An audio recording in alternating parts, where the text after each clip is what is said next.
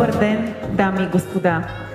Добре дошли на официалната церемония по повод Международния ден на митниците и награждаването Митнически служител на годината. Уважаеми вице-премиер, госпожо министър,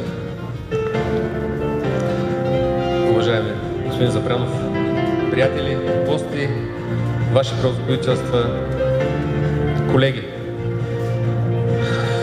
С една дума, добре дошли, благодаря за уважението, благодаря за респекта, който оказвате към работата, която Агенция Митници всеки ден осъществява по граничните преходи и гранични пунктове на Република България.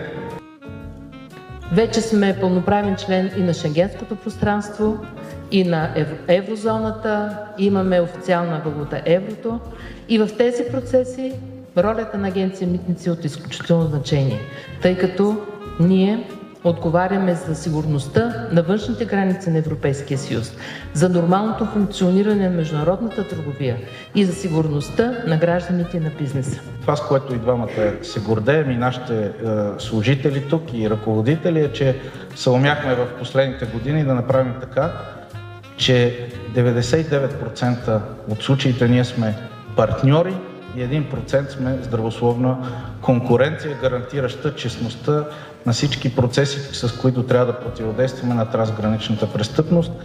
On behalf of the UK law enforcement community in Sofia and in the UK, the National Crime Agency, His Majesty Revenue and Customs, Home Office International Operations, I would like to congratulate the nominations and award winners today for not only the boats but also multiple crime types that our friends and colleagues in this room support and collaborate with us.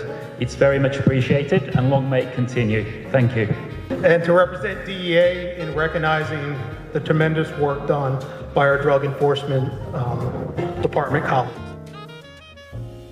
През 2021 създадохме специализирана рубрика „Икономика“, в която в момента новините достигат по 2 до 3 новини от митниците дневно.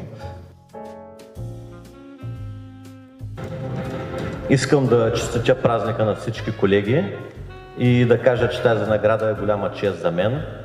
Също така да благодаря на ръководството, че е забелязало и оценило моя труд.